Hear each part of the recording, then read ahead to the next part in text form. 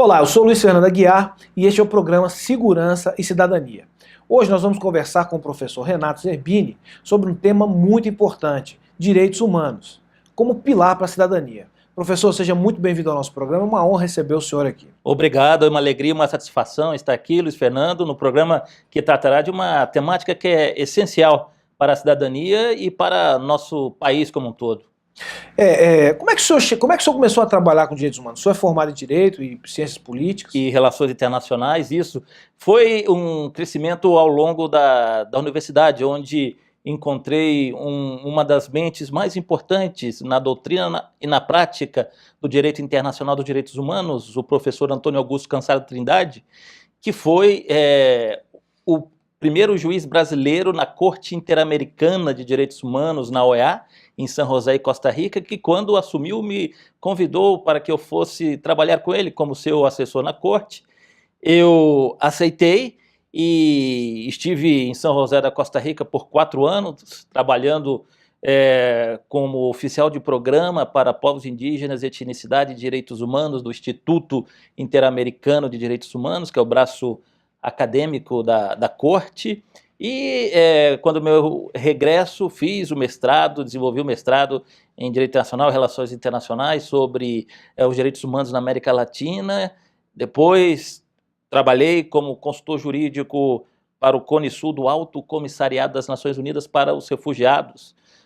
O Acnur, naquela época, a oficina regional era em Buenos Aires, porque não havia o escritório ainda em Brasília. Depois, no meu doutorado na Europa, eu comparei a jurisprudência da Corte Europeia de Direitos Humanos com a Corte Interamericana de Direitos Humanos em matéria dos chamados direitos econômicos, sociais e culturais, que tratam de temáticas sensíveis: saúde, educação, transporte, moradia, esporte.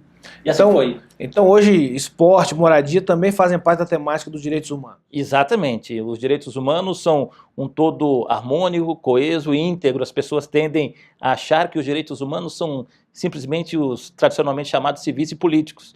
Mas não, compreendem também os econômicos, sociais e culturais. Então, quando nós falamos, por exemplo, o princípio da indivisibilidade dos direitos humanos, significa do que serve um direito civil e político clássico, como o direito de ir e vir, se as pessoas não têm para onde ir, como ir, muito menos para onde voltar, que seria um direito ao transporte, à moradia, que seria um direito econômico, social e cultural. Esse é o princípio da indivisibilidade dos direitos humanos. Então, de certa forma, qualquer direito, qualquer garantia do cidadão é direitos humanos. Exatamente. E sobretudo porque quanto mais direitos humanos, mais a cidadania é de qualidade. Mais você tem essa sensação de pertenência ao Estado. As pessoas tendem a achar que os direitos humanos eles são uma figura abstrata. Após a Segunda Guerra Mundial, os direitos humanos se materializaram em consequência de todos aqueles tratados internacionais de direitos humanos que brotaram no âmbito da ONU, no âmbito da OEA, do Conselho da Europa, que são tratados justamente que visam proteger a nós, os cidadãos, ou a cidadania em geral, das arbitrariedades de seus estados. Então, os direitos humanos, enquanto conceito, são aqueles direitos que visam a nos proteger a nós, indivíduos, das arbitrariedades de nossos estados.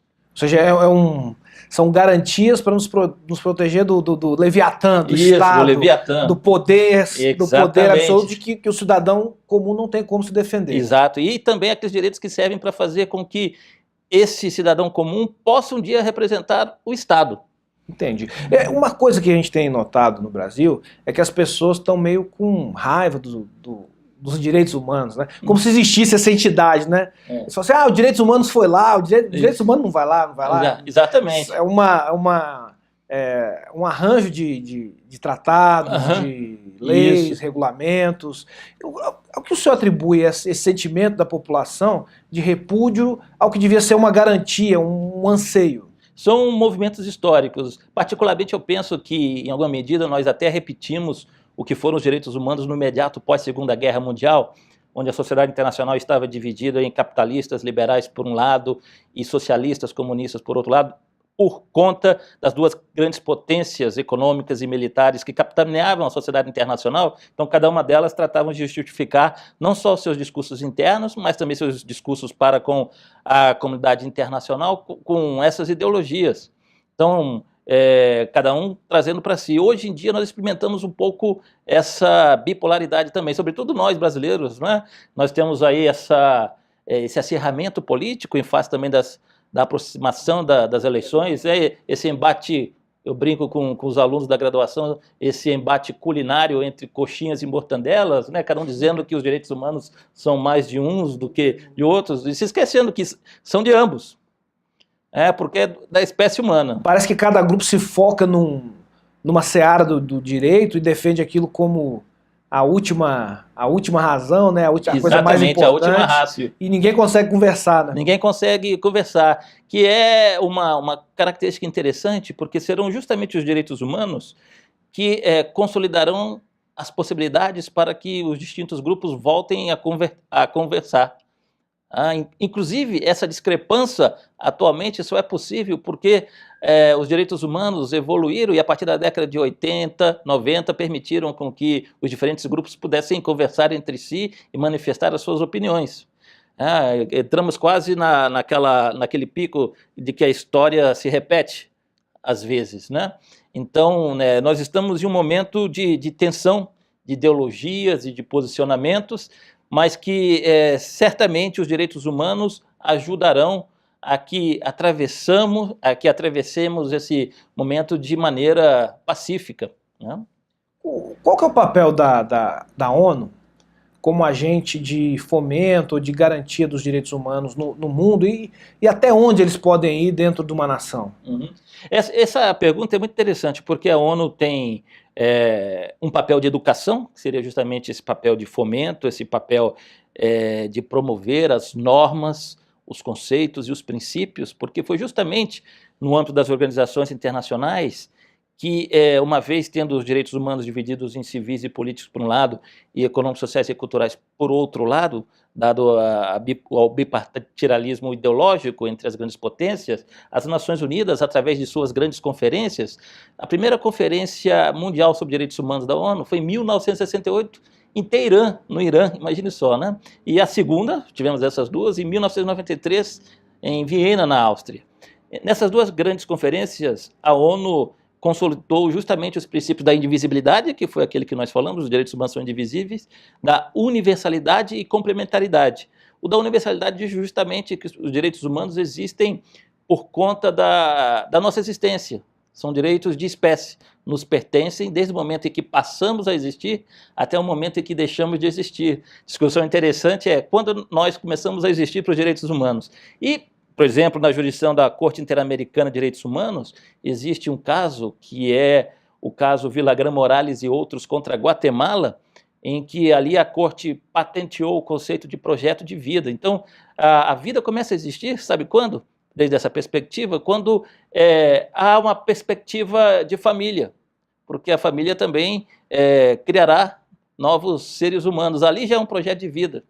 Quer dizer, antes mesmo de toda aquela discussão do direito interno, se na concepção... Antes da concepção, então já o projeto de vida acontece antes. E o ser humano deixa de existir quando o último ser humano deixa de nele pensar. Então isso também indica, por exemplo, os grandes líderes religiosos ainda estão vivos, né, os grandes pensadores, os grandes hipotistas. Os direitos humanos hoje só deixam de existir quando ninguém mais lembra do cidadão. Exatamente. Nós temos o direito humano a cultuar os nossos entes queridos, a filosofar as nossas filosofias, a professar as nossas fés. Né? Essa questão que o senhor levantou aí sobre o início da vida, eu acho que é uma questão muito relevante, porque a gente tem visto algumas legislações sobre aborto, né, sobre concepção. Na Inglaterra agora estão tentando, né, liberar o aborto. A Argentina recentemente, na última instância no Senado, negou o direito ao aborto. Como é que a legislação de direitos humanos ou os órgãos de direitos humanos veem essa questão? É uma questão muito sensível, porque é uma questão que do Fórum Íntimo do chamado Direito Internacional das Mulheres, porque muitas mulheres perdem a vida por conta da proibição do aborto, né? Então, o aborto deve ser permitido pelo Estado para que as mulheres possam ter uma atenção à saúde adequada, uma educação para prevenção. Por outro lado, também as crianças sofrem muito, porque as pressões vêm de todo lado, de modo que essa questão do aborto, desde a perspectiva dos direitos humanos, ela é tida como vinculada também ao direito à saúde e ao direito à educação, porque o acesso a todos os meios possíveis para que tanto a mulher quanto o feto não sofram nesse processo é muito desenvolvida. Então o Estado deve prover todos os meios necessários para que tanto a mulher quanto aquele ser que ali está tenham todas as condições de sair adiante. Ou seja, não há uma definição clara dos direitos humanos. Cada caso é um caso. Isso é uma questão extremamente sensível. Exatamente. Né, que tá porque muito em muitos casos a mulher corre risco de vida. Sim. Né? Em outros casos é o feto que corre o risco. Então os direitos humanos sempre visam observar a dignidade humana. Esse é a essência dos direitos humanos, a afirmação da dignidade humana. Em último caso, é a dignidade da pessoa humana que vai definir a ação. Exatamente. Mas expressamente não existe nenhum código, nenhuma regra, nenhum tratado que vai dizer se é... O direito à vida, à luz do ordenamento jurídico de cada Estado internamente e observando a afirmação da dignidade humana da mulher, né? Sr. Renato, eu agradeço. Nós vamos agora para o nosso intervalo comercial e a gente volta no próximo bloco para falar mais um pouquinho sobre direitos humanos. Até já.